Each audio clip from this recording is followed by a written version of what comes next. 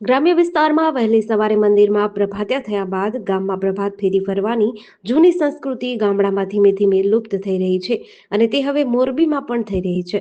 મોરબી શહેરમાં community hall Balaji Hanuman મંદિર યદુનંદન 1922 વિસ્તારમાં ઘણા સમયથી દર 11 પ્રભાત ફેરી કરી રહી છે, જેમાં જાજ પખાલ અને દોકડથી કીર્તન અને ધૂન ગાતા ગાતા 5 થી 6 સોસાયટીઓમાં ફેરવવામાં આવે છે, જેમાં મહિલાઓ પણ સામેલ હોય છે. દરેક શેરી અને લતામાંથી દાણા રોટલી અને રોકડ રકમ લોકો તરફથી આ પ્રભાત ફેરીના લોકોને આપવામાં આવે છે, જે ચકલાની ચણ, ગાયોને નિરણ અને કૂતરાને લાડુ તથા રોટલી આપવા માટે ઉપયોગમાં લેવાય છે. આમ પ્રભુ ભક્તિની ભાવના સાથે સેવાકીય પ્રવૃત્તિ થતી હોય ઘણા સમયથી દર 11 આવી પ્રભાત ફેરી ફરે છે. અંદાજિત 35 થી 37 વર્ષથી ચાલુ છે.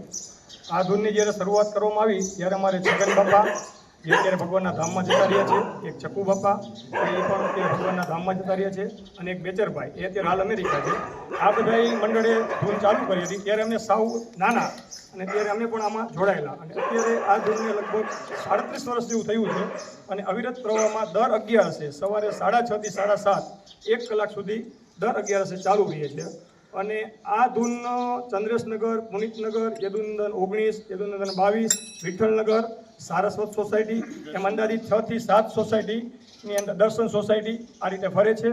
અને આ ધૂનમાં જે કાંઈ અનાજ આવે છે કે જે કાંઈ રૂપિયાની આવક થાય છે, ચકલાની ચણમાં, ગાયોની સેવામાં, નીણમાં, અથવા તો કોઈ આપણે ગૌશાળાની અંદર કે ગાયો માંદી હોય, કોઈ દવાના ખર્ચામાં વપરાતું હોય, અથવા કોઈ જરૂરિયાતમંદને પણ કોઈને જરૂરિયાત હોય તો આ પૈસા આપવામાં આવે છે.